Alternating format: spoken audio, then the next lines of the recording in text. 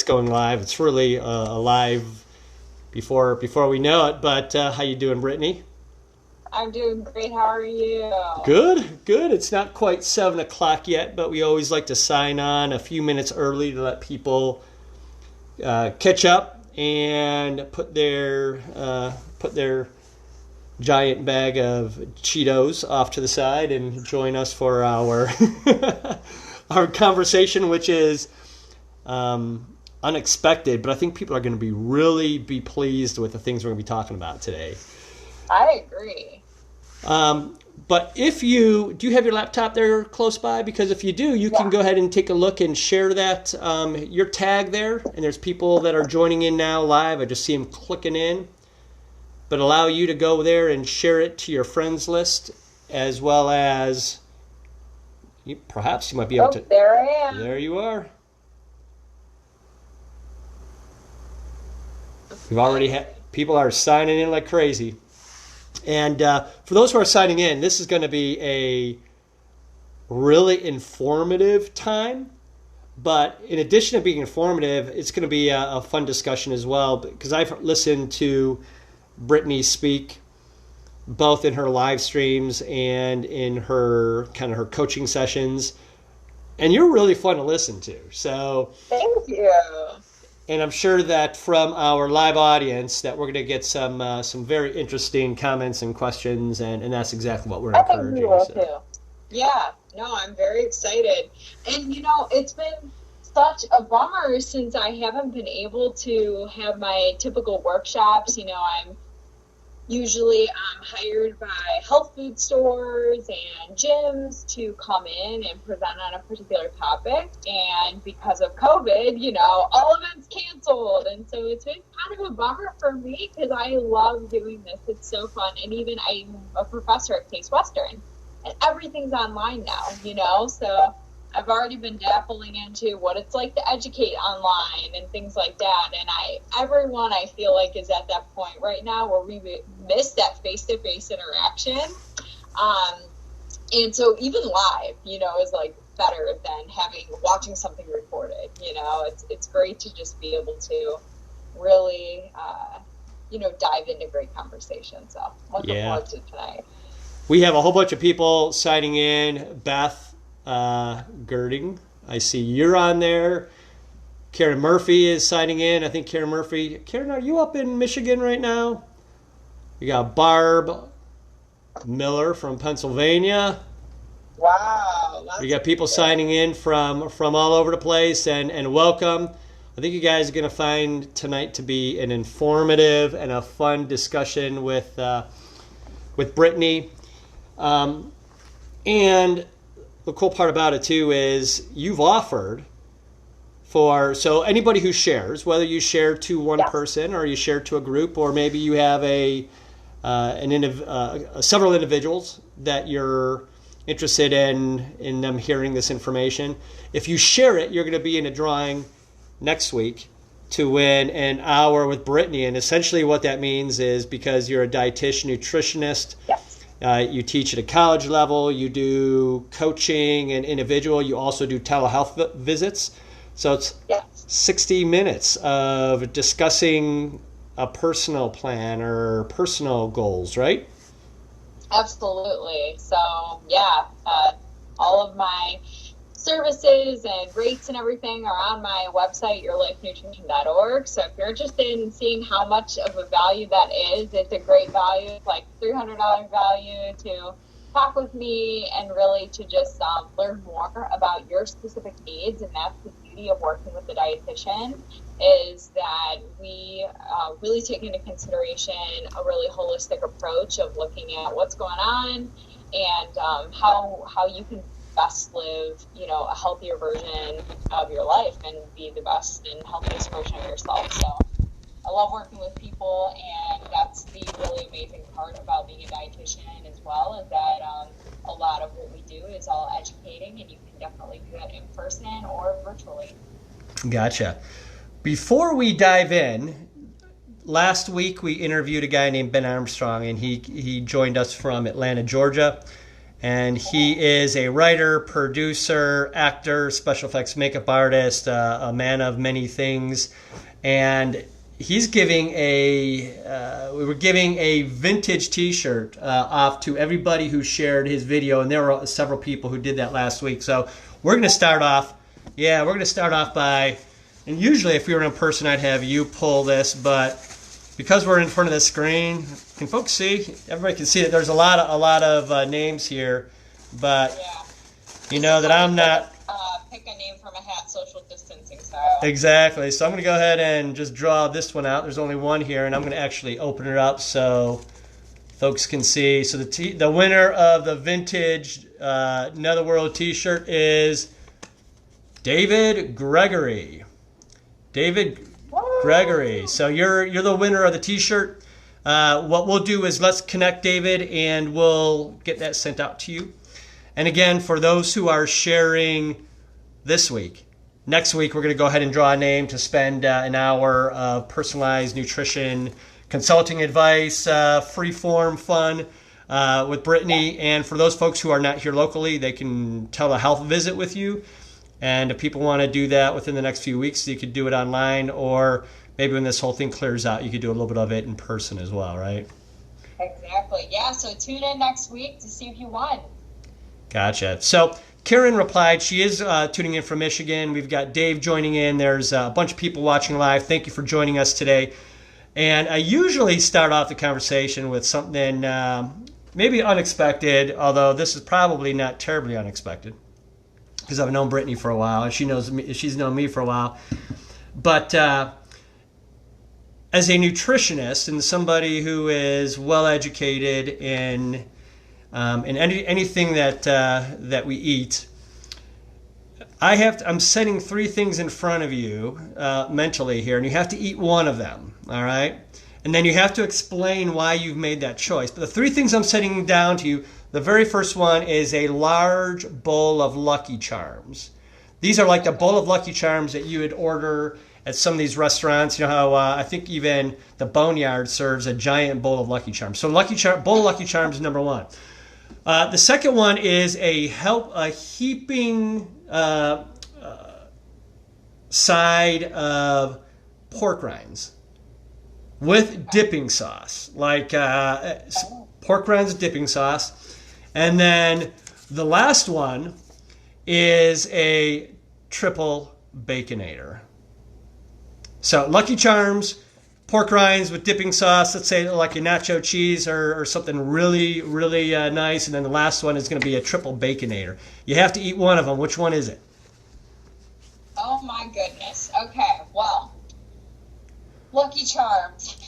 Definitely a good pastime, but if anyone asked my mom, she would tell you that I really only picked out the marshmallows when I was a kid, and I put the cereal back, and then all of a sudden, when my brother Jake went to go for a cereal, he's like, hey, where all the marshmallows go? So, in that regard, I don't know, I probably wouldn't eat the whole bowl, so maybe that's not the best choice for me. Pork rinds, yeah, they're kind of not my favorite, like, mouthfeel. I like crunchy, but I'm not a huge fan of those. I love burgers. Crazy, I didn't enjoy my first hamburger until I was 21. Really? And yeah, for years I just didn't like burgers, but I mean, so is the Baconator from somewhere specific? It's Wendy's? Yeah. Or is this like okay, all right. Well, I can go for Wendy's. It's been a while since we had a burger from Wendy's, but I am a pretty big fan of burgers. So many great places to get them from if we're not talking Wendy's. So I'd probably go for the burger. Probably the most filling and satisfying as well. Triple Baconator. I love it. I love that answer. I figured you'd go for the Lucky Charms, but you went for the Triple Baconator. Love it. Yeah. Cereal's really not something I touch anymore, and because it just doesn't really fill me up. And now the marshmallows, they're just not as good as when I was a kid. You know, that they've changed the cereal so much, I feel. So, probably wouldn't do it for me. Yeah. We got a couple comments here. Barbara's saying they're magically delicious, though. And we have folks jumping in, sharing already. Thank you guys for jumping in. And thanks for your total transparency by saying that you do that triple baconator, because that is that's a true dietitian who can be transparent with that with everybody. There are definitely days that I may eat more vegan-based meals or plant-based meals, and then there's some days maybe more vegetarian. But as of right now, I can never see myself actually going full-on like vegan or vegetarian. I've always just liked having some balance. Yeah. Well, so everybody knows, so folks know that this is just not some beautiful imposter that's on the other side of the screen. Brittany has her master's in, is it nutritional? It is technically a master's of science in nutrition, and that was from Case Western. And then you're also on the faculty of Case, right? I am, yes. Just this past fall, I accepted a position there, so I teach part-time. At night, I teach nutrition classes, so it's been really fun to go back to my alma mater and to be on the other side of it. And I know that you are extremely humble, but I'm not going to not mention that you also were listed as the 2019 Ohio Young Dietitian of the Year. Is that right?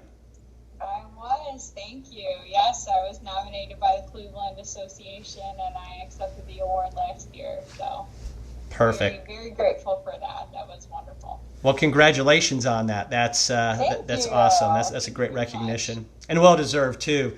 I see that Angela Marianne is watching. Surprise, surprise. Beth is watching. We've got a whole bunch of folks that are on here as well, and thank you for joining in. For those who are sharing, we're going to draw a name out next week for an hour with Brittany, and that could be a telehealth, that could be a virtual discussion, but thanks for joining and thanks for sharing as well. And our typical audience who watches Tues 8-7 and has very often a common creative. That's typically the common thread between the folks that are watching here. It could be a creativity in any area of life. Some people are musicians. Some people some people are writers, or they're poets or painters, and people from all kinds of different areas. And a lot of we creatives are finding ourselves now locked up in the house and staying up late. We're probably not eating healthy, and truth be told, is just like any other population. But we creatives have vices, and sometimes that's alcohol. I mean, it's kind of funny because people are like, "Yeah, I don't have to drive, and so I'm gonna pour an extra glass of wine tonight," or it's 5 o'clock somewhere, and sometimes it's snacking, and sometimes it's caffeine or something else. But give us, so let's start at the top of that list. So if an artist, if we creatives are out there and they're saying, "Yep, I'm drinking probably a little bit more," what is like a healthy intake for alcohol, like in a week or in an evening? Okay, that's a great question. I get it all the time. So when it comes to alcohol, the American Heart Association recommends that really only one drink per day is really healthy for women, and 2 drinks per day for men. And one standard drink counts as 12 ounces of beer, 5 ounces of wine, or a shot. So when we think about that, most of us are consuming more than that, probably in a sitting. So I guess just in any case, just being mindful about how much you are having. I always recommend that if you are going to have more than one drink, have water in between. That will help for sure. But really, the biggest reason that drinking more is a risk is your liver is the main organ that's going to filter through that alcohol, and alcohol is really a toxin in the body. So, just being aware of how much you're having is really important. But when it comes to the type of drink, I guess the one that would have probably the most health benefits is going to be like a darker red wine. And the reason for that is because the skin on the grapes is what's, in the winemaking process, and that's what's the skin has the resveratrol, which is the type of antioxidant that has been shown to be beneficial for the heart, and beneficial for the brain and things like that. So more is not better. And if you aren't a drinker, this isn't a reason to start drinking red wine, but if you are going to have a drink, that would definitely be my go-to, because of the health benefits in that aspect.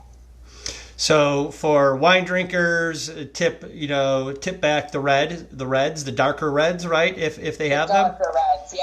What about those beer? The color, the more nutrition. Yeah. So I know some Guinness drinking beer drinkers, and I don't know how many ounces, but my guess is that darker beers is probably not better, right?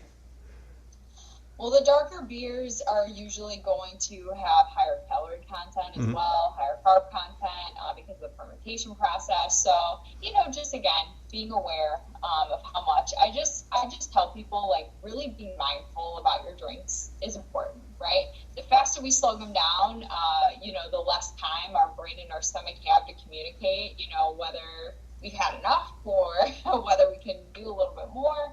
And just enjoying it, If we chug it down, we usually aren't experiencing all the senses and really just, getting into the enjoyment aspect of it. So just trying to be mindful about it. And I think, don't change your drink just because, you think one's healthier. If you're not really going to enjoy the Miller Lite, why drink it? Don't have it. Yeah. Just be mindful about the Guinness you're going to have, you know? Yeah, for sure. Thank you for that. That makes sense. Is there any advice, and I just don't, this is something I'm completely clueless on, but anything on fermented, like an alcohol, like a grain alcohol, a whiskey or a rum or vodka, any of those tip back cleaner than others?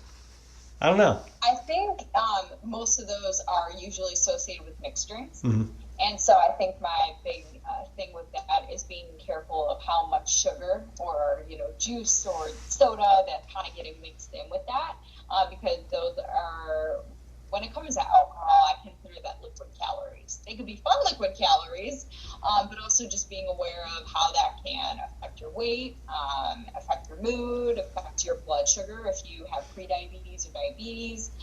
And so I guess I would say that the less mix-ins that kind of go along with that is probably going to be better for you. Yeah. And better for your waistline. Yeah, for sure. Because if people are trying to stay within a calorie target during the day, you don't want to drink half of them, right? Right, because those fluids really aren't going to fill you up any more than water will, and that can usually tend to tip the scale in the direction that most people don't want it to go. Yeah. So we have other people joining in. Jerky's there. Ed, thanks for joining in from North Carolina. I bet you the flowers are out already in North Carolina. Sweet. Neil Zaza's watching. And so for those that are just joining in, we're speaking with Brittany. She's a nutritionist. She teaches at Case Western Reserve. She was recognized in 2019 for Young Dietitian of the Year here in the state of Ohio. And she's talking a little bit about alcohol beverages. We're starting about vices, because a lot of creative people have vices. She had mentioned moderation, the appropriate amount. You guys can rewind and get back to that. But you had also mentioned drinking water, and so what is the importance of drinking water with alcohol?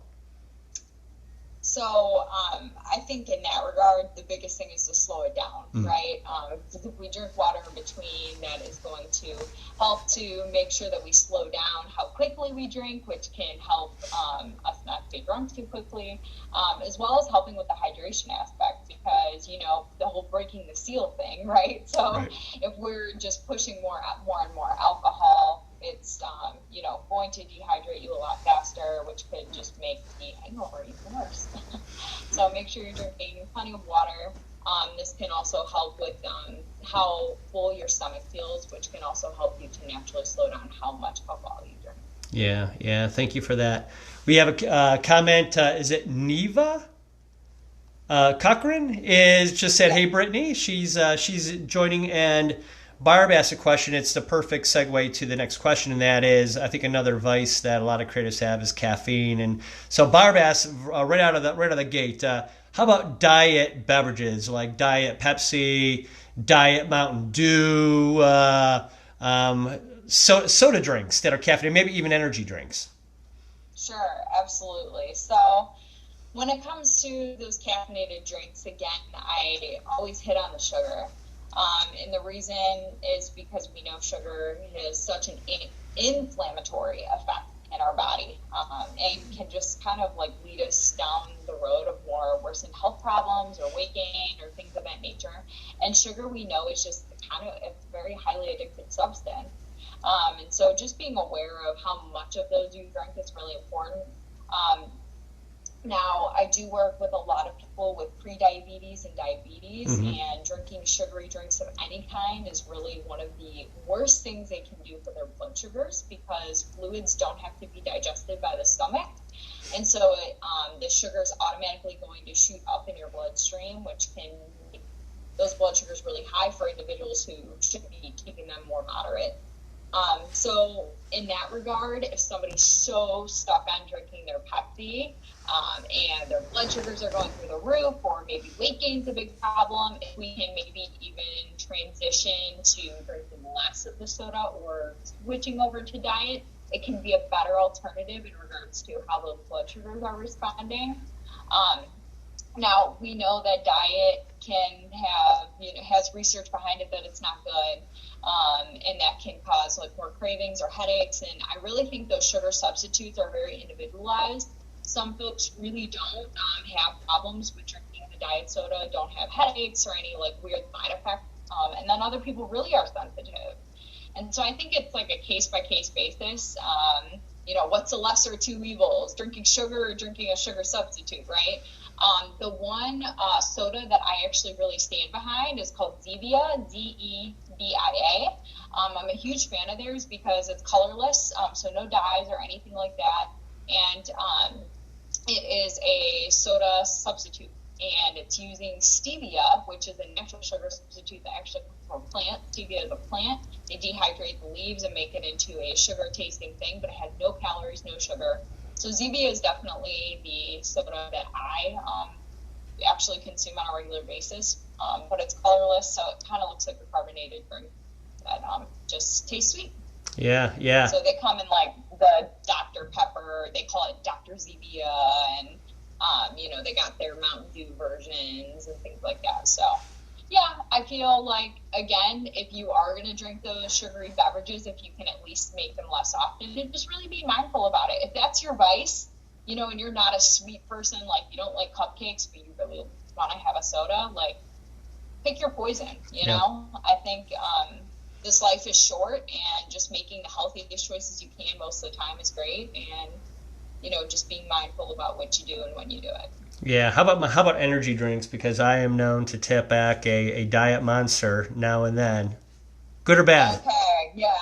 Vitamin B. So the energy drinks are definitely another story. More research has come out about how those can actually contribute to, such an increased heart rate that can lead to, heart attacks, and different health concerns, people being rushed to the hospital because of, uncontrollable heart rate and things like that. So I definitely recommend staying away from the energy drinks as much as possible. I would definitely go for more of the naturally caffeinated beverages like a coffee or green tea or things like their teas in general.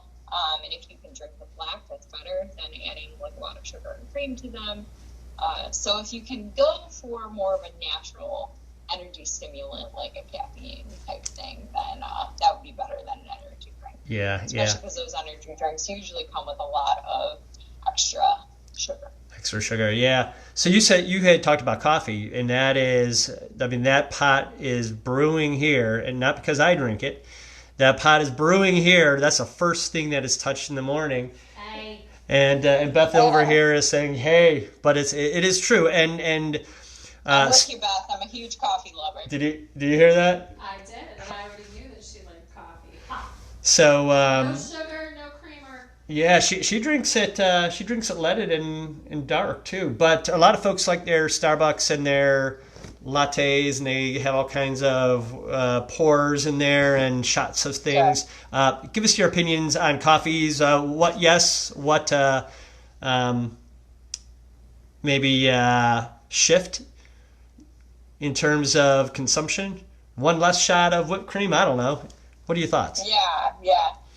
Oh my gosh. Well, I think I could hit on it again. The sugar content in most of those Starbucks drinks, although those Starbucks drinks can be very tasty, they come with a lot of calories and a lot of sugar.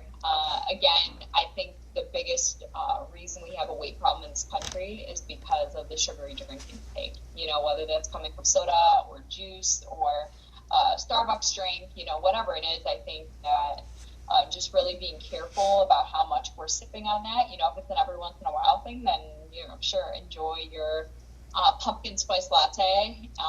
But if it's, you know, more often, I would definitely be careful about what you're putting in it. And I know nowadays the plant-based milk alternatives are really popular, like cashew milk, soy milk, almond milk, all those types of things. Those can also be loaded with sugar, so trying to opt for the unsweetened versions when you go, and a lot of times, like, Starbucks does have unsweetened almond milk and things like that. So just being aware of that. Sure, if you can forgo the whipped cream, you know, or whatever, sure, ask for it. You can also ask for less pumps of the sugar. You can do that as well. I think the biggest thing, too, it's not like I'm trying to be a sugar hater over here. I love my sweets from, you know, time to time with different things, but we know kind of the effect it has on the body. We know that it's just kind of like with little kids when they overdo it with candy, right? They get the sugar high and then they crash. Yeah. And so especially if you're trying to drink that for energy, you might feel that buzz for a little bit, and then you usually end up crashing and feeling terrible. And you can almost end up with kind of a sugar hangover where you just have a headache and you're just feeling really lethargic, and it can kind of make you less productive, especially when you're trying to stay up and, you know, be creative and do all the things you're trying to do. Yeah. Well, thank you for those. Let me share just a quick story, and that is I've always stayed pretty active. And my activity usually is putting on a hat and a scarf and going running in the wintertime, and in the summertime I stay active. And there was one winter that I was spending some time. I was actually training for one of those mud runs. I did the Tough Mudder. I did the Tough Mudder that year. But in training for that mud run, Beth and I got our Y membership updated again. I got on a treadmill now. Granted, I've been running forever, decades, but I never really ran in a treadmill. So I'm on a treadmill and I press it and I'm like, oh, this is kind of cool, and ran, I don't know, a couple miles. No big deal. I wasn't chugging it out. I was just kind of getting out there, breaking a sweat. And I looked at my calorie and I was like, I think I just burned like 300 calories. And I was like, 300 calories is like nothing. That's like a squirt of whipped cream in your mouth. And I thought to myself, if somebody really wants to affect their well-being, exercise is important, but it has to be on the nutrition side. You can't exercise off 2,000 calories in a day, probably, unless you're running 26 miles. I don't know. What are your thoughts? Absolutely. I think that our country and just even the world has a very skewed perception on how many calories they burn with activity. Mm-hmm. And I always say to my clients, I'm like, think about the size of your grandparents or your great grandparents. They were all in thinner build, but most of them had very active jobs. They worked in fields, they farmed, they were in factories, on their feet constantly. And people were outside. They weren't sitting. They weren't watching TV. They didn't have cell phones. They weren't they didn't have desk jobs, And so now we are in this, thing where we're sitting most of the day, so we're not getting much activity all day. And then we go run 3 miles and we're like, yes, I deserve that big cheeseburger and the fries and the milkshake, and my 3 miles totally cancel that out. And it's right. Not really. And so really just being aware that daily activity is so vital to our health. They say sitting is the new smoking, because because we are just sitting and we're sedentary so much during the day, and our body just desires to be active, and it should be active. And so the other aspect too is any sort of activity tracker, like a Fitbit. I know I love wearing my Fitbit, or the Apple Watches, or even the calorie burning, estimators on a treadmill, or any sort of activity equipment. Those are all estimates. Mm-hmm. And so I say take them with a grain of salt, right? The way you burn a certain amount of calories on running 3 miles on a treadmill is going to be different than somebody else. And so it doesn't ask you every single specific when you get on the treadmill. It might ask your age or things like that, but it's all going to depend on like your heart rate and, how much you're moving and burning, how much energy you're exerting is how much you're going to end up, calorie-wise burning off. So I think, being aware of how many calories you burn doing a certain activity is great, and it helps you be mindful, but, don't take that as the end-all be-all. Yeah. Thank you. How many calories should we be eating a day anyways? Oh my goodness, the $1 million question. Right. Well, it's all individualized, Mm-hmm. and that's the beauty of nutrition. Somebody who is, 40 and very active and goes running or exercises on a regular basis is going to have different calorie needs than somebody who maybe sits at a desk all day, is very active, and, is maybe older. As we age, unfortunately, our metabolism does start to go down, Mm-hmm. which is why a lot of people find that they eat the same amount and they're gaining weight, and they're like, what the heck, I didn't change anything. But, the body does slow down in how much it burns. But, the more muscle you have, which is built up by exercising, becomes more metabolically active, meaning you burn more calories even just by sitting down and resting. So, typically women shouldn't intake less than 1,200 calories a day. You could end up putting your body into like a state of starvation. Anybody who's on like an 800 calorie diet or something like that, for weight loss should be definitely monitored by medical staff to make sure it's done properly. And a lot of people do that in preparation for bariatric surgery or something like that. But then again, men are going to have different needs than women. People who are different heights, different activity levels, different ages, whether you're pregnant or not, everybody needs different things, which is the beauty of working with a dietitian, because we can so beautifully calculate all of your needs for you and figure out what would be best for you based on your goals. I think intaking a certain amount of calories is important to think about in regards to, whether you want to lose weight or maintain your weight or even gain weight.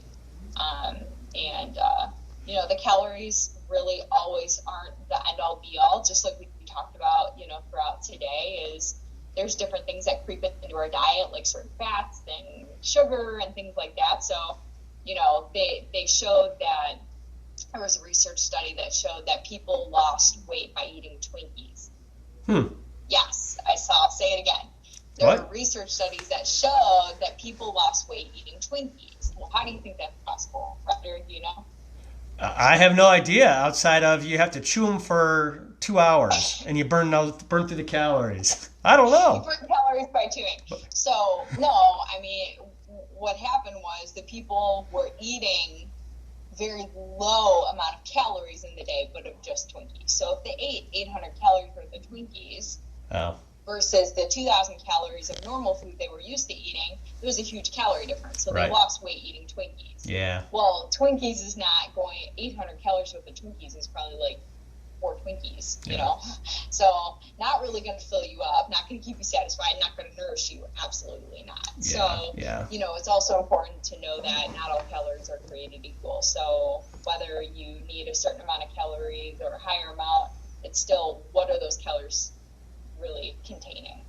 So, like, would you say that I heard you mention a minute or so ago, like 2,000-ish? Is that kind of considered the, if you were to boil down, I know everybody's different. Is that kind of the average? You say like that's the starting point for men?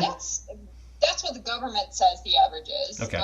Especially because if anyone's ever read a food label before, if you turn the food label over, it'll give you, well, this is all based on the 2,000 calorie diet, or the typical American consumes 2,000 calories. So a lot of what the nutrition facts information presents is all based on 2,000 calories. Mm-hmm. I think it's a rough estimate of what people consume, but it just varies. So if you were in charge of that, would you say more or less? It's not the government. It's most Americans are eating probably more than that. Okay. Especially in what I observe is hearing people tell me that I can usually calculate in my mind that it's more than that. So you talked about labels. Mm-hmm. Beth, my wife, Beth, is a label reader, and consequently, good. Yay, Beth! Good job. You're doing your homework. Yeah, it's and consequently, many of our kids are label readers too. Now, I'm not, but and the reason why I don't read labels is because I think they're sneaky. But am I right that there are some sneaky things on labels? Oh, absolutely. I agree with you 100%. So what is the I'll tell you what I think the sneakiest thing is on a label, and then you could say, no, Roger, I think you're full of it, or you might be onto something. But what I think the sneakiest thing is on labels, and what drives me nutty is whatever it is, I'll look at the label, I listen to the rest of the household, and I'm like, a serving size is like 3 crackers. I knew you were going to say that. Or I look at something else and I'm like, oh, a serving size is like a full bowl. And so those serving sizes confuse me, so I just give up. I totally hear you. As somebody who educates people on how to read a food label on a daily basis, mm-hmm. I understand how frustrating it is. Food labels are so deceiving in some aspects because, the companies use a lot of marketing to put labels and different stickers and things that catch your attention even on the front of the package. It says gluten-free or, low sugar. Organic. Healthy, those different catchphrases that grab your attention mm-hmm. and make you want to buy the product. So those marketers are doing their job, right? Right. And if you want to learn more about specifically all the things you need to know how to read a food label, definitely go and check out the Your Life Nutrition Facebook page, because I have an old workshop all about how to decode the food label. So, but to get to your point about the serving size, it's so true. And the serving size is really not necessarily an indicator of what a typical person would consume as a serving. It's whatever the manufacturer wants to display as their serving size. And I'll tell you this for one thing. Now, there's a company who creates granola cereal. I'm not going to name the company's name because I'm not going to do that on Facebook Live, but this particular company is extremely deceiving in that they make many different kinds of granola. You've probably seen them in the store, chocolate chip granola, almond granola, mm-hmm. vanilla granola. Every single one of their granola cereals has a different serving size. Oh. And the reason they do that is because the serving size is going to indicate everything else on the label, mm-hmm. right? So if it's 1 cup of granola, it's going to, say a certain number of calories and fat and whatever. Well, say, for instance, the half cup granola cereal on the vanilla granola is a half a cup. The chocolate chip granola might say a third of a cup, but also 200 calories. Mm. So they're trying to manipulate the serving size so that it still makes the calories and everything else look good on the label. So they may indicate a smaller or larger serving size to display what they want it to display. So that's why it's so sneaky, and that's why I get very upset, especially with a specific company where it's very similar products, but they're all a different serving size. It's like, what the heck? But they want to keep their things consistent, and they know certain people are looking for, I'm not going to eat over 250 calories for that. So we're going to make sure that it beats below that. So if they're being sneaky, and yes. If they're being sneaky, how do we read through that sneak and say, okay, now that we know that there's 4 serving sizes in this small package. How do we then look through that and say, okay, this is worth eating or this is worth passing on? Absolutely. So, yeah, the thing with the serving size is, like you said before, okay, I get three chips. That's my serving size. I mean, sometimes it could seem that ridiculous. Yeah. And that's why it's always important to look at the servings per container. And now, the new food label, which I think has to be rolled out by the end of this year, you may have seen some of the new food labels now. The calories are listed much larger, and they may have one column that says for 1 serving, and then the next column says for an entire container. So I first came across this a couple years ago when companies were trying to roll out this new food label that the FDA introduced. Mm-hmm. Ben & Jerry's was one of my first, experiences looking at this label, because I think many of us want to ignore the fact that we're going to eat an entire pint of the Ben & Jerry's when we pick it up from the store, right? Cherry Garcia. 4 servings is 1. So when I flipped over the label, I'm like, whoa, it's 1,200 calories for the whole pint, because now it has, it's like 300 or 400 calories for a serving, but the whole thing is much more. So I think again, going back to the whole mindfulness, right? I think it's important to just be aware. And I think that can help guide our decisions. The serving size, those companies, there's really no standardization.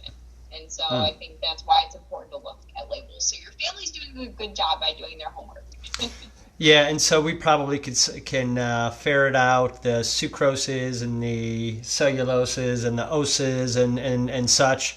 Is there any suffixes or prefixes that say this is sugar, or this is chemical, or this is natural? Anything that we can keep an eye out for on the labels? We're talking more about the ingredients. Ingredients, yeah. Point then. Mm-hmm. So usually listed below the food label would be the ingredients list, and that's telling you exactly what is in the product. And so I always tell my clients, definitely investigate that list, check out how many ingredients does it have.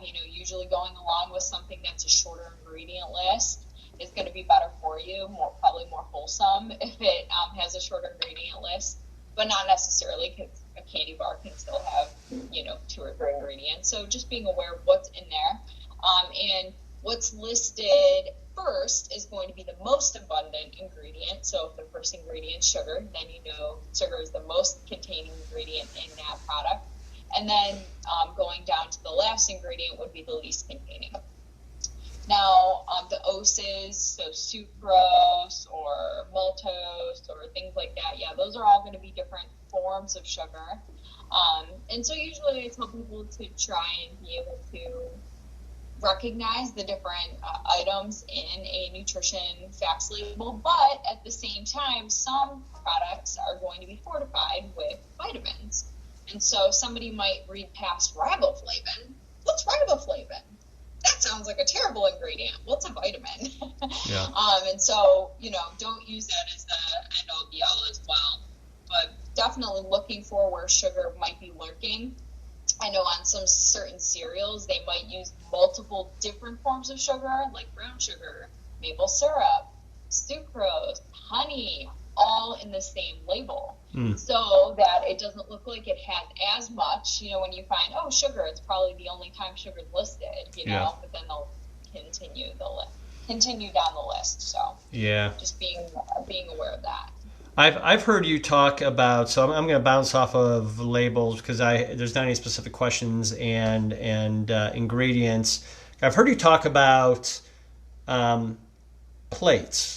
Like of some strategies. Tell me about, even without me asking the question, tell me about some of those things that you talk about in terms of plates. Absolutely. So the balanced plate method is by far my favorite way to teach about nutrition. And it's because everyone eats usually on a plate, so it's something we can all relate to, right? So if we take it back to, 3rd grade when we learn about fractions, thinking about how we're dividing up our plate when we eat, right?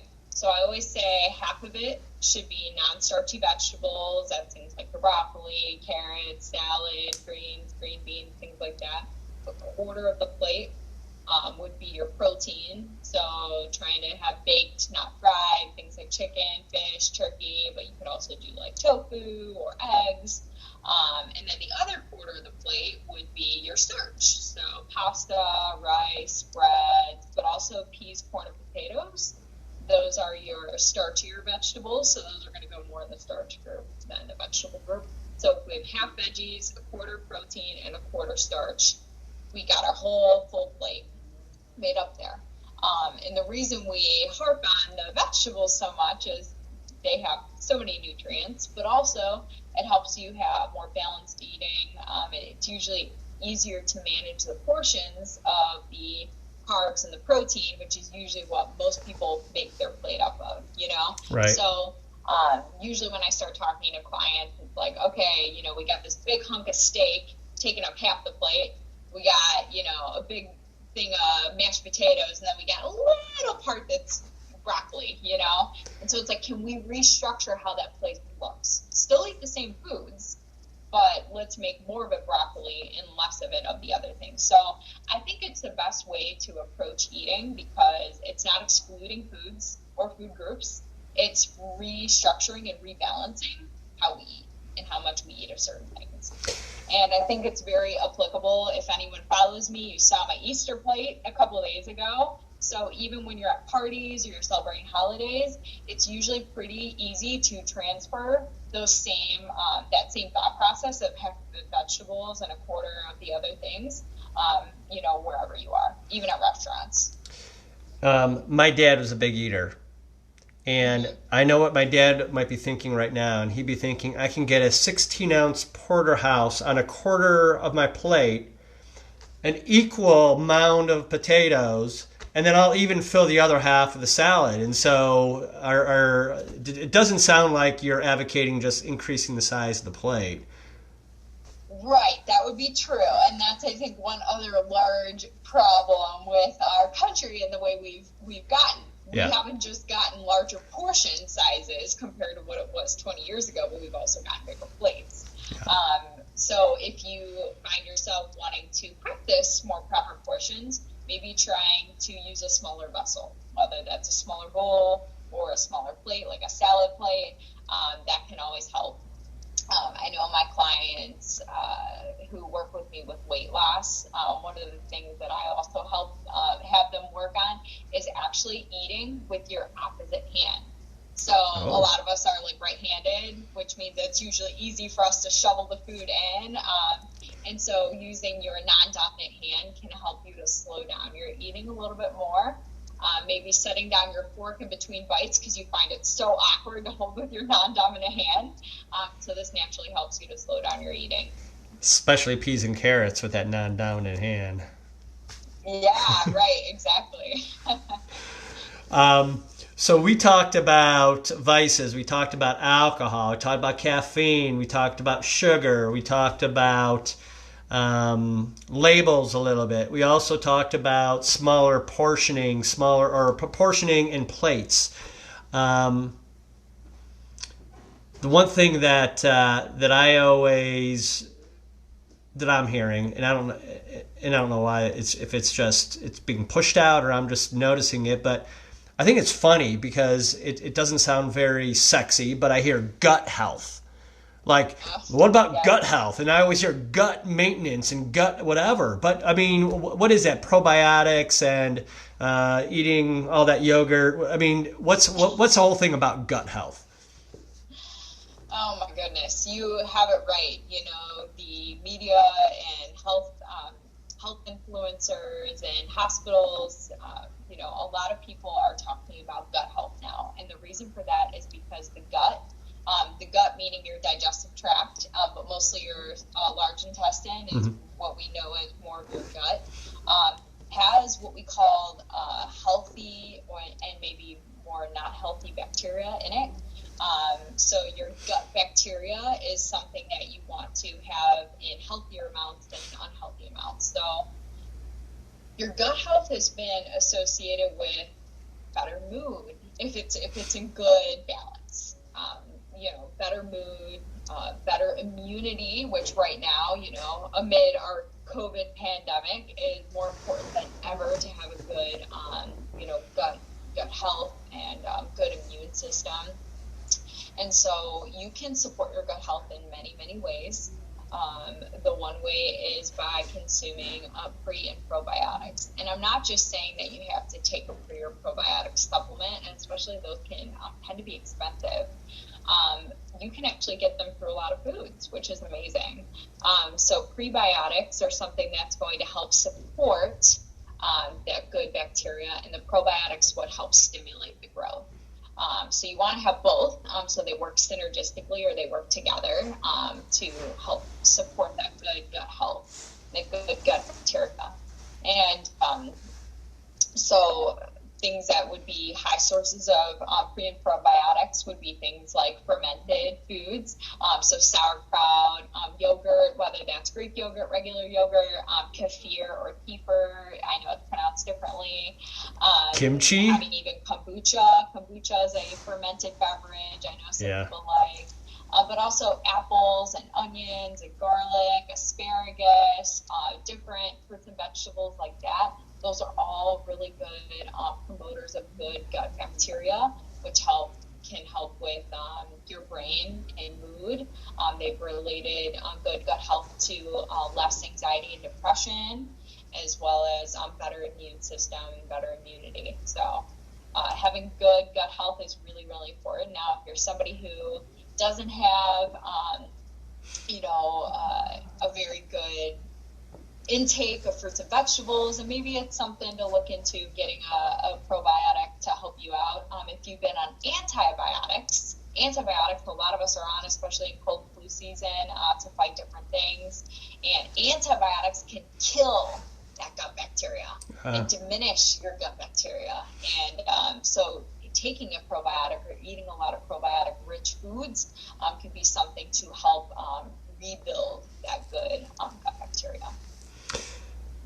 If gut health affects depression, perhaps mood, it's quite possible that Van Gogh in his blue period had bad gut health, right? If he was painting in the blues, I mean... Could be. I know. It's fascinating. It's what's called the brain-gut connection. They just talk about how that's so related, and I think we're just going to know more in the coming years with more research coming out about just how beneficial good gut health is. This and Beth is going to say, I can't believe you brought this up, but I'm going to bring it up anyways. The Cleveland Clinic a few years ago, one of its top medical advances was something that was called a fecal transplant. Did you know that? Yeah. Is that crazy? So essentially what they're doing is they're changing somebody's gut health with a fecal transplant because it makes that big of a difference. I mean, to me, I was like, that is the weirdest thing. But then as I thought about it, it made sense. It does. Yeah, absolutely. And that's why pre and probiotics can stimulate such good gut health and help you have less problems with constipation, diarrhea, just different maybe GI symptoms that you're experiencing. And that's, I think, the beauty of what we're calling now like functional medicine, which is where like nutrition and essential supplements can really be so beneficial in helping create that good gut bacteria and help people who have suffered for so many years with different GI problems and different sensitivities that have caused them to possibly even need a fecal transplant. But yeah, it's really amazing. The Cleveland Clinic's doing a lot of different things, and I know I've got some dietitian friends who work in functional medicine, and I think there's just a lot more to come with all the research. With all that. Is organic all that it's hyped up to be? What is organic anyway? I mean, I think I have an idea, but... Sure, that's a great question. So organic is just a labeling term. Again, it has to comply with the USDA's guidelines on how things are produced, whether it's plants or animals. So how is it grown? And it's without the use of pesticides that really, brings on, whether it's organic or not. Now, some products can be made with organic ingredients. So I've seen cereal before that says made with organic, oats or something, but not the entire recipe isn't necessarily organic. And then we have cookies that are organic. Okay, they're still cookies, right? At the end of the day. But when it comes to fruits and vegetables, there's the Environmental Working Group, the EWG, does put out every year a Dirty Dozen and Clean 15, which the Dirty Dozen are usually fruits and vegetables that are going to be most contaminated with pesticides. Oh. And again, it doesn't mean you can't wash things off, but it just has a greater potential risk. And that's usually things like berries, spinach. They don't have much of a skin on them. And the Clean 15, so more of the clean pieces of produce, or the ones that are going to be better for you, are going to be things that have more of a skin on them. So pineapple. Well, pineapple and bananas, you're still peeling the skin on it. So the inside is usually staying pretty safe. Right. Now, if you can get organic and afford organic, like by all means, sure, it can be definitely better for you. And if you're anybody who is more at risk, lower immune system, those with cancer, definitely having organic is better than having the potential risk of pesticides entering in your body. But my biggest thing is if you can eat fruits and vegetables and you can do it by affording the non-organic, then still buy the non-organic. It's going to be better than getting none. Right. When it comes to getting fruits and vegetables, organic or non-organic, definitely trying to get like more organic greens then, or organic berries, because again, they have the higher risk of pesticides there. But organic can also relate to meats. So whether that's chicken or beef, whatever, if you can get organic meats, it's definitely better. Means it's how the cattle were raised, and again, what they eat and what they went through is what you're going to consume.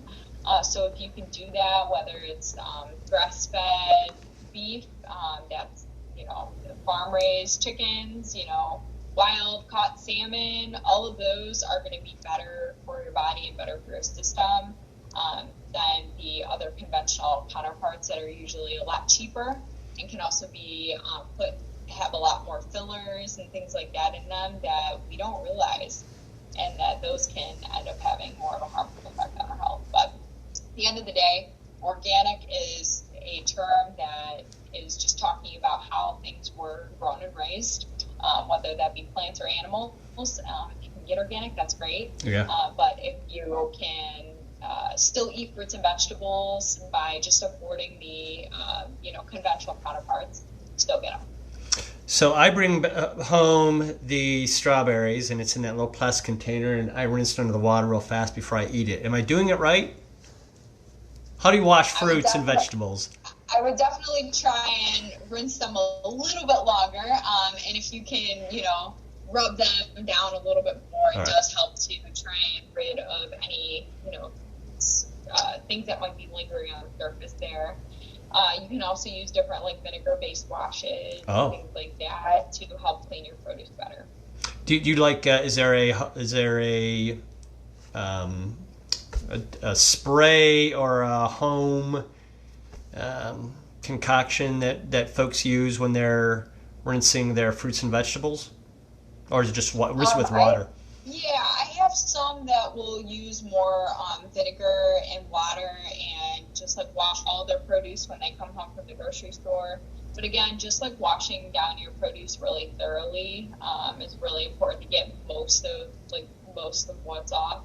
Again, if you are at greater risk, immune-wise, you have cancer, things like that, definitely being more careful. But there's even store-bought washes and things like that. I don't have recipes off the top of my head, but I know the Kitchen, KITCHN, no E, they have a really great page all about how to create your own fruit and vegetable washes. Great. So for those who are with us and you may have missed the beginning, we're talking with Brittany Cermak. She is also probably everything behind Your Life Nutrition. She has a master's level. She teaches a case. She works in all kinds of different areas. She's worked at gyms. She's worked at in different capacities. You do telehealth coaching. But for everybody who shares this week, whether it's to one or to many, your name will be put in a drawing, and you'll get the opportunity to win 1 hour with Brittany, whether that's a telehealth or if you happen to live in Northeast Ohio and things clear in a few months, maybe even a face-to-face. So thank you for sharing. But we've talked a whole lot about what not to do, and I've realized that I've probably fallen on that list of some of those what not to do's. How about some things that, and this a question came by through Dave Duarte, who quite some time ago asked about some things like superfoods. Like, what is it that we want to eat? What should we be looking for? So, take that question. That's a great question. Yeah. And Dave, that is something I love getting asked because I definitely don't like getting the term like the food police, right, of what you can't do, because there's so much we should and can do for our bodies. One book I'll recommend, just as a side comment, and you can even go on my website to yourlifenutrition.org to see all the books I recommend about nutrition. But the one thing I have loved reading over the years is this book by Dr. Michael Greger, and it's called How Not to Die. And this book is fascinating, and it's a little intimidating if you look at the size. It's kind of like the size of a textbook, but I promise you it's not a bad read. It's broken down by section, and it's all about like how not to die from heart disease, how not to die from colon cancer, how not to die from high blood pressure. And so he breaks down what the research says are like the best foods to eat per type of disease or illness, right? So what a better guide than to look at what could be the best for your situation. So if you are that type of person, I highly recommend checking it out. It's something you can definitely read through one section at a time. You don't have to read straight through to get the gist. But when it comes to superfoods is just kind of a marketing term, right, to make us feel good when we eat something specific. But some of the most nutritional foods are things typically they have the most color, and they're fruits and vegetables. Broccoli has been found like per volume to have the most nutrients out of any vegetable. So if you like broccoli, you're on the right track. When we talk about like building a salad, I always recommend trying to go for the darker greens like a spinach or kale as opposed to like an iceberg lettuce, because iceberg lettuce is going to be mostly water, not as high in nutrition. And then when we talk about like berries, I've mentioned that before, berries, blueberries, strawberries, raspberries, berries in general have been shown again to have the most antioxidants and the most nutrition per volume.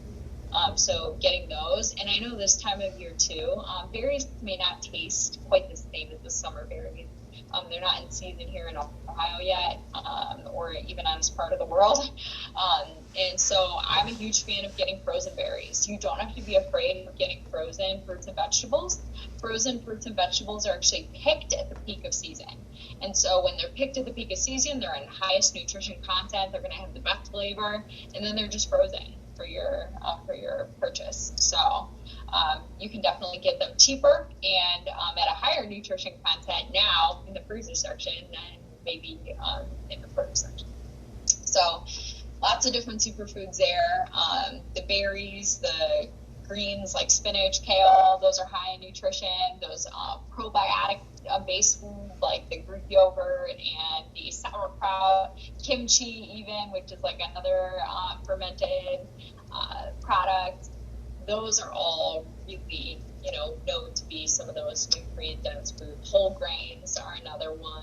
Things like quinoa, maybe brown rice, beans, legumes. Those are all very high in nutrition as well. So trying to pack some of those into your day is just going to make you a healthier person and just really amp up how much nutrition and how many vitamins and minerals you're pumping through your body. I bet a guy, this was years ago, and he was in his 90s. He was really healthy. And one of the things that he did is he drank cayenne pepper tea. Have you ever heard of such a thing? I mean, it was a spoon of cayenne pepper in hot water, and he would chug it down. And I'm like, maybe there's something to that. And I tried it once, never did it again. But how about spicy foods? Is that good, bad? I mean, if we're putting the hot sauce on, we have more hot sauce in this house than any other condiment. Are those good or bad for us? So peppers, especially hot peppers, have also been shown to have a really high antioxidant and nutrient content. So that 90-year-old was not off the mark with adding in the cayenne pepper. I am definitely not one for drinking something like that just because it's not on my taste palette. But you can definitely add cayenne pepper to, something like chili or tacos or something to add that flavor without torturing yourself by drinking some beverage that you're really not into. But hot sauces can also contain a lot of different types of peppers, and again, giving you things like vitamin A. Vitamin A is usually any red or orange-based vegetable or fruit is high in vitamin A, so you're getting some nutrition there. The one thing I'll say about hot sauce, though, is do be careful about any sugar or salt they might be adding to it, because that helps to offset or even amp up the flavor. Yeah. How about the fad diets? We've got friends who have really changed their body shape on the keto diet, and there's a bunch of diets out there. Are there any of them that dietitian and nutritionists say these happen to be better than other fad diets? Sure, absolutely. So the fad diets, people get so excited about those because they think it's finally the magic bullet that's going to help them lose weight, right? But I always really encourage my clients to think about, okay, if you were to go on that diet, is that something you can do long term? So I really like to take the approach more of lifestyle change, right? Because if we're going to follow a diet is something you kind of start and stop, right? So if you stop the diet, what are you just going to regain all that weight back again when you go back to your old ways?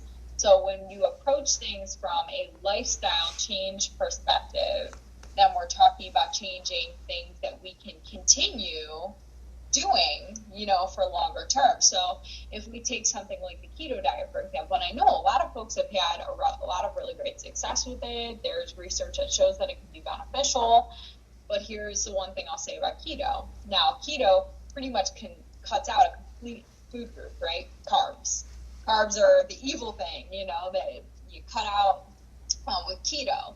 And so if we're cutting out carbs, is that something you can sustainably do? Is that realistic for you to do long term? When we talk about cutting out an entire food group, we're also missing out on some nutrients. And some folks who do follow the keto diet might find that they can do really well on cutting out carbs, but they've also cut out like the junk food they used to eat and like the alcohol and different things like that contain carbs. And so it's like, okay, well, the keto diet was successful because you cut out all the carbs, but you also cut out all those things that were probably contributing to your weight gain before, right? So can we maybe take some elements of the keto diet, like consuming more healthy fats like avocados and nuts and seaweeds and more salmon, things like that? Those are really healthy sources of fats that could be found in the keto diet. Can we include some of that? Maybe cut back and scale back on the carbs is something that's a little bit more realistic to continue long term. So that's one of the fad diets. Another one is intermittent fasting that I get questions on a lot. There's different ways to intermittent fast, and some is like where you don't eat anything for a day, and then the next 2 days you eat normally. And so it's like that cycle. And so I would definitely not recommend that for anybody who has any blood sugar issues. If you have diabetes, definitely don't go that long without eating. Going a whole day without eating can cause you to even end up in a diabetic coma. So we definitely wouldn't want anything like that. And then if you're somebody who finds yourself in the point where you wait so long without eating that you end up binging, right? Then it's going to kind of defeat the purpose of following something like intermittent fasting. But an intermittent fasting approach would be to fast for 12 between 12 and 16 hours. And you can easily do that by stopping eating after dinner and not eating again till the morning when you eat breakfast. So if you stop eating at 7 and then you don't eat again till the next morning at 7, you did a 12-hour intermittent fast by sleeping most of that time. So that is intermittent fasting by letting your gut and your body rest from digestion has been shown to be beneficial. So you could even do something like that. But I would say when it comes to diets, though, it only is going to work if you can stick to it. Right? So people can be successful whether they're on Atkins or they do Whole30 or whatever, if they can stick to it. So if you can't stick to it and you can't stick to it long term, you're first of all not going to get to the goals you want and not make them last. So that's why I always recommend just trying to figure out like what lifestyle changes, what small changes you can implement into your health to make it feasible for you. Yeah, if anybody has any questions, shoot them out. And we're coming to probably the tail end of our lively discussion with Brittany. But if you have any questions, shoot them out. In terms of if I were to sneak into your snack cabinet and open it up, what do I see in there? Oh my goodness, I love snacks. Anybody who knows me and who has ever traveled with me knows I'm like the mom, and I always have a massive bag of snacks. My desk drawer at work is also mostly snacks. Mm-hmm. But I love Bada Bean snack. I don't know, you've probably seen me post about these before. Wait, did you say did you say fava beans? Like Bada. Oh, I thought you said fava beans like Hannibal Lecter. Bean. Bada Bean snacks. They are so good. So they're actually like roasted beans. So This Bada Bean snack company has actually taken like all the awesome flavors that chips would have, like barbecue, buffalo, ranch, sour cream and onion, all those, and they put them onto roasted beans. So they're crunchy. They're kind of like a texture, consistency of a roasted chickpea, if you've ever had roasted chickpea before, or like croutons. It's just a kind of a crunchier snack. And they even, my all-time favorite one is the honey, mustard, and onion. If anyone loves those little honey, mustard, onion pretzels, it literally tastes like those. They're so good. But the thing I love about these is that one of their little packs is 100 calories, and you're getting like 8 grams of protein in it. Oh. So you're getting a lot of protein and a lot of fiber because it's beans.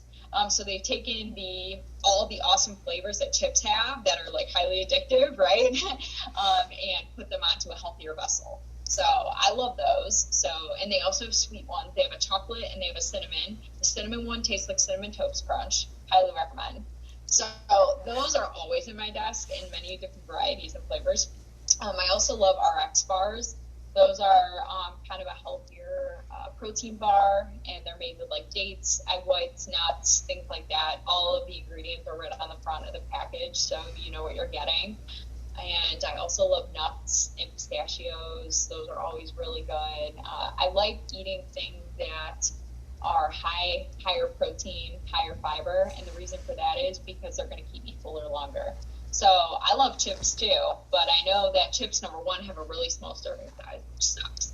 And they're also higher in calories and usually higher in carbs, are those snacks that we kind of gravitate towards, and we usually have to eat a lot more to get full off of them. So I like to pick something that's going to be more satisfying. And then I usually pair my snack with a piece of fruit or vegetable. So if I love making my own hummus. If anyone follows me, you know I have a hump day hummus. So every Wednesday I talk about a different hummus flavor. And so I love hummus because that's high protein, high fiber, and I'll dip that with like some veggies or some pretzel sticks or something like that. Or I'll have an RX bar and a banana. You know, so trying to pair produce with protein is kind of my go-to. But it can also be a healthy fat source like nuts.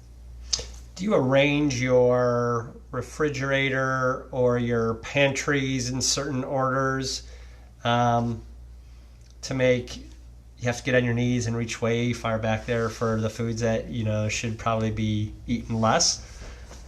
Sure. I'm definitely the out of sight, out of mind girl. I know that if I have Oreos in my house, they're going to be gone, like, very very quickly.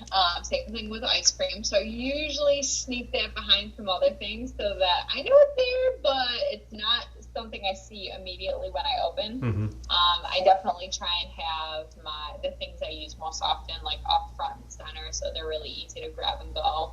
And when it comes to snacks too, trying to avoid the, oh my gosh, I just ate that entire bag of chips situation. So I try and like portion them out into little bags just so I can have one and I know that that's the amount and that's what I get, because I am definitely a do not eat out of the bag eater because it's going to be gone. And yeah, when it comes to the pantry, definitely, especially right now, people are stockpiling with the pandemic. Don't be afraid of canned items. There's lots of healthy canned items you can get, like vegetables, canned pumpkin, canned fruits that are packed in juice instead of syrup. Tuna, I'm a huge fan of tuna. You can do like broths, make your own soup, things like peanut butter, almond butter, lots of different things like oats and brown rice, quinoa. Those are all really easy shelf-stable things to have on hand. And I do try and organize my pantry by grains versus like oils or things that I might bake with or cook with. My spices have their own little sliding drawer mechanism that I can pull out and see which ones I have on hand. And I always have lots of canned items so that I can always put things and throw things together. I love making like big pots of chili or tomato sauce or something that I can use for a little bit and then freeze the rest of the batch for another time. What are your favorite oils? Favorite oils? That's a great question. So I love using olive oil, extra virgin olive oil. Definitely try and aim for getting that. Make sure when you're getting olive oil that you're always getting it in a container that is not clear, because the sunlight or light itself can damage the oil. And so you always want to make sure it's like in a darker container.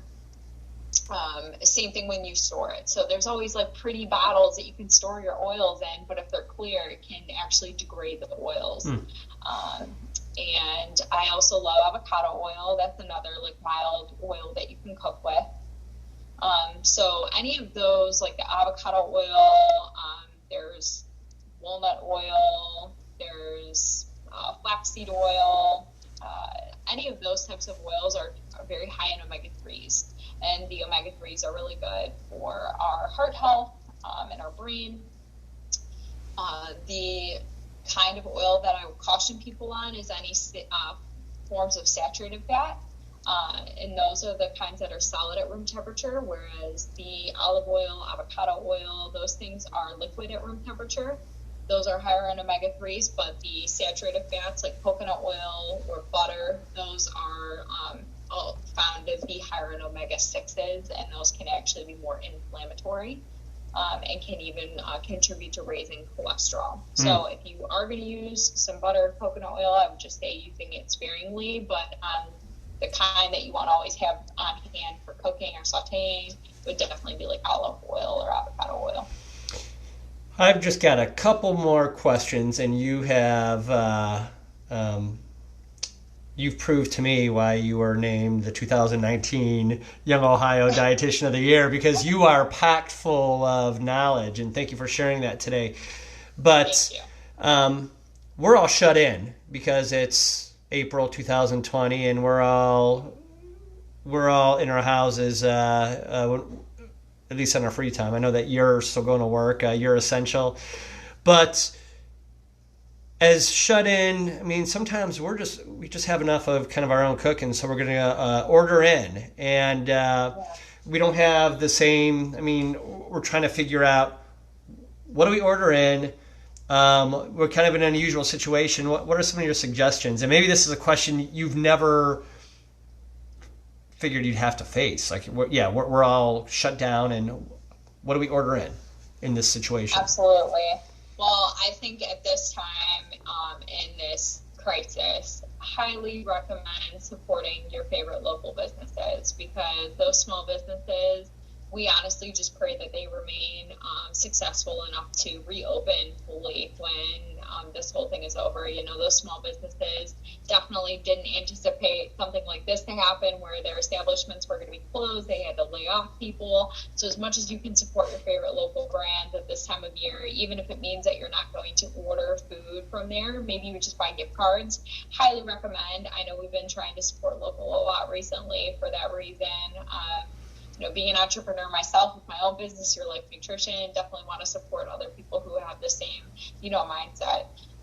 When it comes to ordering out, it doesn't mean that it always has to be the most, high fat, indulgent food, right? A lot of places now have really fun, unique salads and different stir fries or different dishes that would definitely be compliant of a healthy diet that can keep you kind of on your goals if you're trying to lose weight or something like that.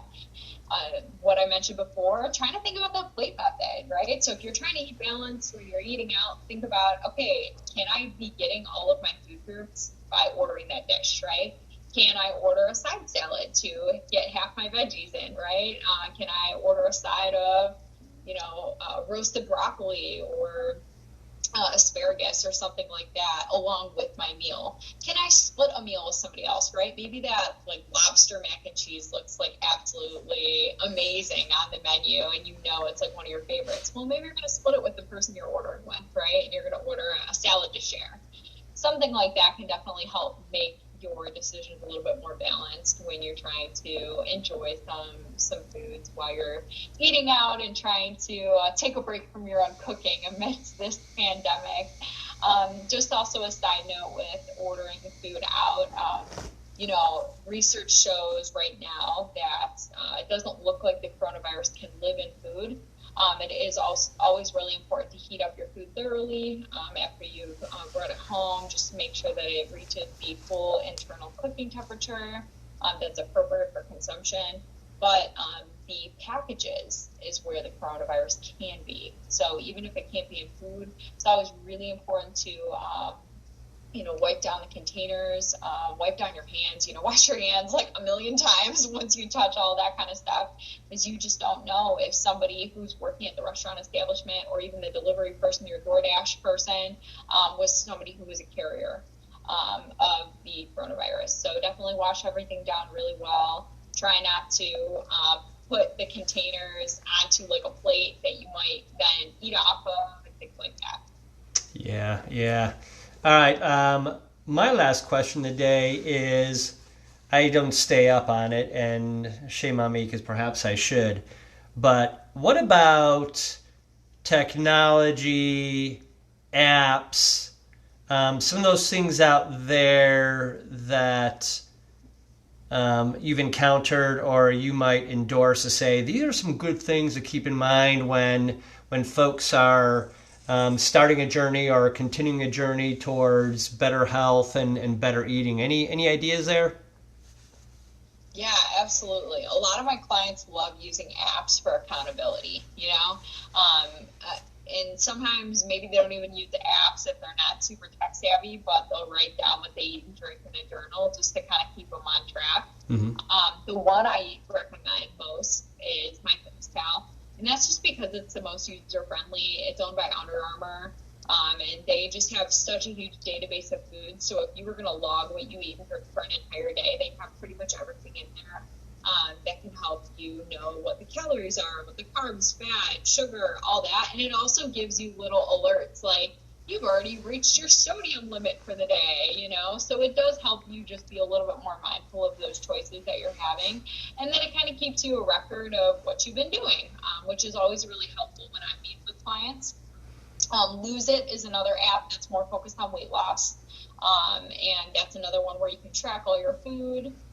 There's other apps out there that you can actually take pictures of your food and it'll try and track it that way.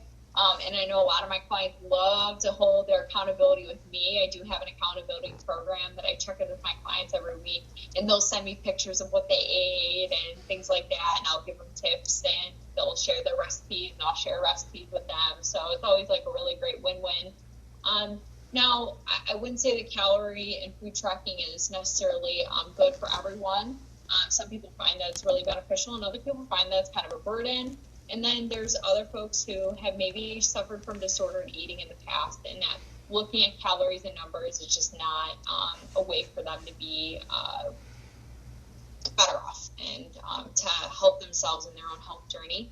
There's apps called like Rise and Recover, and that's an app that's focused more on people who have suffered from more disordered eating in the past, and it's a more gentle approach to food tracking and health and wellness. Thank you for sharing your wealth of knowledge with us, and my pleasure. I've learned a lot, and you've reinforced some things that I thought I knew.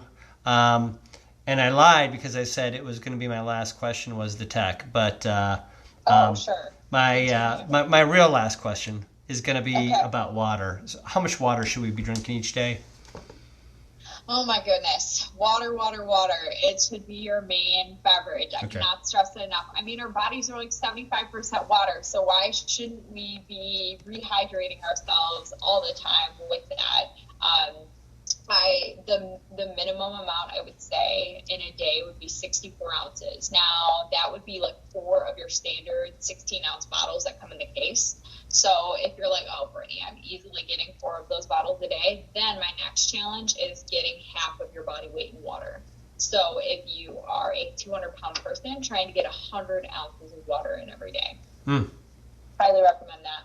I love carrying around Nalgene. It is 32 ounces or a quart, right? So this is something very easy to have. I know if I drink 2 of these, I reach my minimum amount. And this is easy to have and take on the go, especially if you're not sure if there's places to refill your water throughout the day. And just easy to have in the car, things like that, so that you are always reminded to drink your water. Gotcha. Well, thanks again for spending your Tuesday with us. I know that you've given a lot of great advice to seasoned athletes and to folks of all areas and walks of life, and tonight this will reach out to a whole bunch of creatives who are maybe standing behind easels at some time during the week, and we'll use this advice, and I will too. Again, anybody who's watching, if you share this, next week we're going to draw a name out of the shares, and you'll get an hour with Brittany, which is worth a whole lot of money. And were there some questions there? There are just a couple. Dave had a couple more, so maybe she can get to them.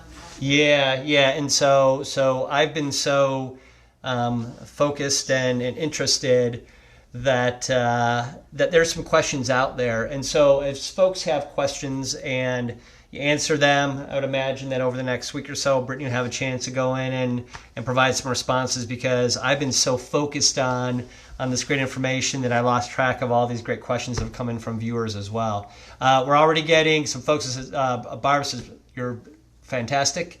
And thank you. Thank you from everybody watching. Thank you, Brittany, for spending your Tuesday with us. And we're excited to see who wins 1 hour with Brittany, and we'll choose that name next week. Have a great week, and we'll talk soon. Thank you. Yeah, feel free to follow me on Your Life Nutrition. I have a Facebook page. You can check out yourlifenutrition.org. You can sign up for free for my weekly nutrition emails where I share recipes and helpful nutrition information. And you can also follow me on Instagram at Your Life Nutrition, YOURLIFE Nutrition. And thanks, guys, for having me. And how do we get that Hump Day Hummus? Hump Day Hummus, yeah. Follow me on Facebook, Instagram, or even on my weekly nutrition emails, and you'll see all the recipes of things I've made. Man, yeah, you got to check out what's tomorrow. I got to make that post still. Time to go make some hummus. Sounds good. Great. Have a great day and a great weekend, guys. Or a week, rather. All right. Bye. Yes. Bye. Take care.